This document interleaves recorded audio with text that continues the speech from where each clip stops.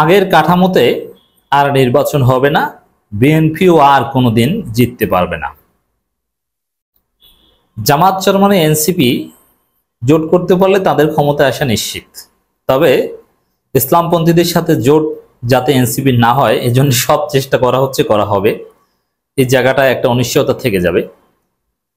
দেশবিরোধী কোনো শক্তি বিএনপির মতো এরা ক্ষমতা আসলেও আসতে পারে যদি এই জামাত চরমনাই এনসিপি এরা ঐক্যবদ্ধ না হতে পারে ষড়যন্ত্রের মাধ্যমে।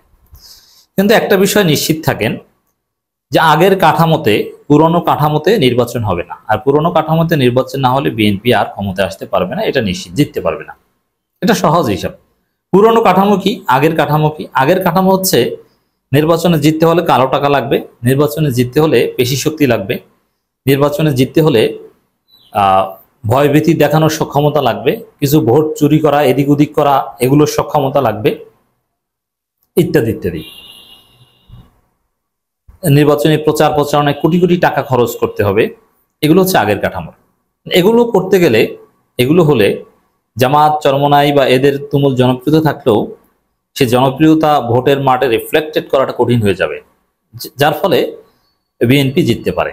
কিন্তু যেহেতু আগের কাঠামোতে নির্বাচন হবে না, মানে এখানে আসলে জনগণ যাকে চায় তাকে ভোট দিবে, কিন্তু কালো টাকার মাধ্যমে, পেশি শক্তির মাধ্যমে ওই ভোটারদের প্রভাবিত করার সুযোগ থাকবে না। আপনার টাকা আছে, আপনি কোটি কোটি টাকা খরচ করে প্রচারণা চালাচ্ছেন, আর একজনের টাকা নেই, ছোট প্রার্থী, তিনি লেভেল প্লেইং ফিল্ড পাচ্ছেন না, এটা হবে না। আচরণবিধি এমনভাবে সাজানো হবে যে কালো টাকার সুযোগ থাকবে না, আপনি চাইলেই পেশি শক্তি দেখাতে পারবেন না, আপনার বিরুদ্ধে শাস্তি হবে, সব জায়গায় সিসি ক্যামেরা থাকবে, আপনি ভোট চুরি করতে পারবেন না।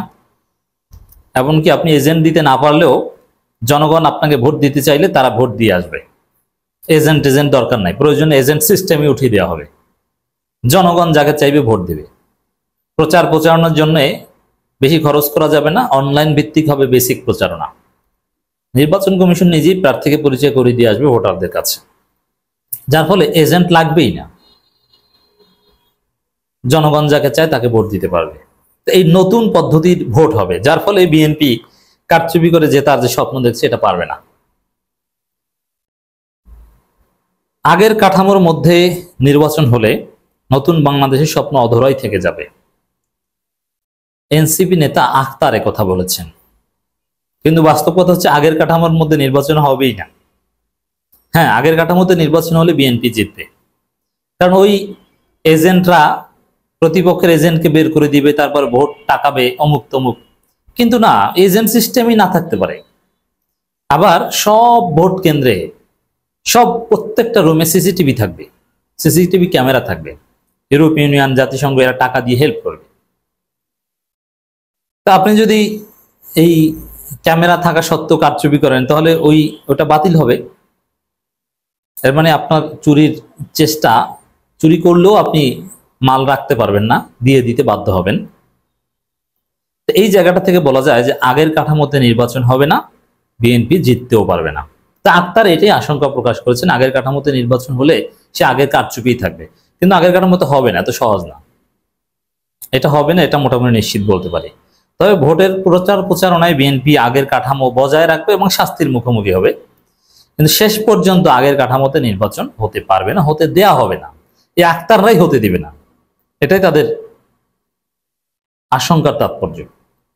নির্বাচনের বিকল্প নেই, তবে আগের কাঠামোর মধ্যে থেকে শুধু একটা নির্বাচন যদি হয় তাহলে আমরা নতুন বাংলাদেশের যে স্বপ্ন দেখেছিলাম তা অধরাই থেকে যাবে বলে মন্তব্য করেছেন জাতীয় নাগরিক পার্টির সদস্য সচিব আক্তার হোসেন।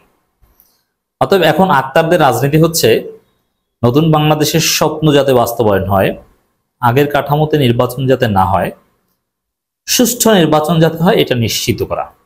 জামাতও বারবার বলছে, দেখেন জামাত বলছে না যে আমাদেরকে ভোট দেন, তারা বলছে ভোট চুরি হতে দেব না আমরা। এর মানে ভোট চুরি, ভোট ডাকাতি এগুলোর বিরুদ্ধেই এখন সবাই সোচ্চার। ভোট চাওয়ার চাইতে ভোট চুরির বিরুদ্ধে সোচ্চার বেশি, কারণ আশঙ্কা থেকেই যাচ্ছে যে বিএনপি যেহেতু আছে, বিএনপি তো আরেক চোর। আক্তার হোসেন বলেন, বাংলাদেশের শান্তিপূর্ণ একটা নির্বাচন আয়োজন করতে হবে যাতে দেশে ভোটের সংস্কৃতি ফিরে আসে। বাংলাদেশের মানুষ 50 বছর পরেও জীবন ও রক্তের বিনিময়ে যে সুযোগ পেয়েছে রাষ্ট্রকে নতুন করে গড়ার, তা আমরা হাতছাড়া করব না। হ্যাঁ, এই জন্য যদি নির্বাচন ঠেকাতে হয়, নির্বাচন দেরি করতে হয়, আরো 1 বছর দেরি লাগে করবে, কিন্তু নির্বাচন সুষ্ঠু হতে হবে, আমাদের রক্তের যে হক সেটা আদায় করতে হবে। আর এই জন্যই বিএনপি এখন এই আমাদের 24শে গণঅভ্যুত্থান, গণবিপ্লব এগুলোকে ভুলিয়ে দিতে চায়, এগুলোকে তুচ্ছ-তাচ্ছিল্য করে যে এটা কিছু না, ওরকম গণঅভ্যুত্থান অনেক হয়েছে। এবং বিএনপির ডিসকোর্স, বিএনপির ন্যারেটিভ এর মধ্যে কিন্তু 24 গণবিপ্লব, গণঅভ্যুত্থান এগুলো নিয়ে কথা নেই, এটাকে বিপ্লব বলতেই রাজি না, বরং 71 দিয়ে 24কে ধামাচাপা দিতে চায় বিএনপি। আমাদের চোখের সামনে ঘটমান যে ঘটনাগুলো ঘটেছে এটাকে ধামাচাপা দিতে চায়, অস্বীকার করতে চায়, কিন্তু এটা পারবে না, এই আক্তারদের কারণে পারবে না। বিএনপি ভেবেছিল যে নির্বাচন হলেই ওই 24 ধামাচাপা পড়ে যাবে, না, সুষ্ঠু নির্বাচন না হলে নির্বাচনই হবে না, সে নির্বাচন হতে বাস্তবায়ন হবে না। জনগণের কাছে ক্ষমতার জবাবদিহিতা থাকতে হবে। উল্লেখ করে এনসিপির নেতা বলেন, আগামীতে যে দলই সরকারে যাক না কেন তাদের জনগণের কাছে জবাবদিহিতা থাকতে হবে, সরকার তার প্রত্যেকটি কাজের স্বচ্ছতা নিশ্চিত করতে হবে। দেখেন, একটা বিষয় নিশ্চিত হবে আগামীতে, সেটা হচ্ছে কোনো দল ক্ষমতা যে ফেসিস্ট হতে পারবে না, বরং ফেসিস্ট হয়ে উঠতে চাইলে জনগণ টেনে হিসড়ে ক্ষমতা থেকে নামিয়ে দিবে, তাতে 36 দিনও লাগবে না। হানিমুন পিরিয়ডের যে সুবিধা পেত আগে, তাও পাবে না। আগে কি হতো, নির্বাচন হতো, আর পরাজিত যে দল হতো সেই দল সব জায়গা থেকে পালাতো। যেমন আওয়ামী লীগ জিতছে মানে বিএনপি পালায়, জামাত পালায়, ঢাকা বিশ্ববিদ্যালয় হলগুলো থেকে ছাত্রদল শিবির পালাও, ছাত্রলীগ তালা ভেঙে সব রুমে প্রবেশ করো। নির্বাচনের ফলাফল যে রাতে ঘোষিত হয়েছে ওই রাতেই। কিন্তু এখন আর সেটা হবে না, কেউ পালাবে না, বরং যারা নির্বাচনে জিতেছে তারা আতঙ্কে থাকবে যে কখন আমার গদি ধরে টান দেয়। কিসের হানিমুন পিরিয়ড? দেখবেন যে 24 ঘন্টা 48 ঘন্টার মধ্যেই ওই সরকার যারা জিতেছে তারা কোনো আকাম করলে তার বিরুদ্ধে মিছিল শুরু হয়ে গেছে।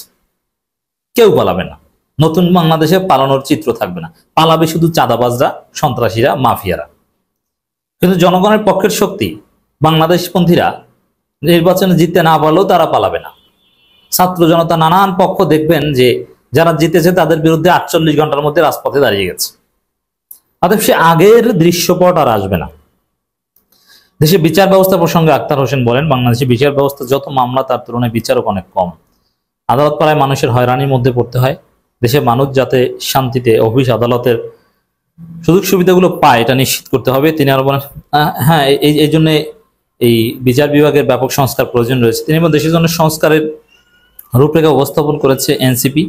সেটাকে যদি বাস্তবায়ন করা সম্ভব হয় তাহলে দেশের অফিস আদালত জনগণের সেবায় কাজ করলে, নানান কথা বলেছেন, নানান বিষয়ে আক্তার হোসেন কথা বলেছেন। তবে মৌলিক কথা এটাই যে আগের কাঠামো নির্বাচন, আমাদের লড়াই, আমাদের সংগ্রাম আগের কাঠামো নির্বাচনের বিরুদ্ধে। আগের কাঠামো নির্বাচন মানেই কারচুপি, পেশি শক্তি, কালো টাকা, সেটা হতে দেয়া যাবে না, হবে না।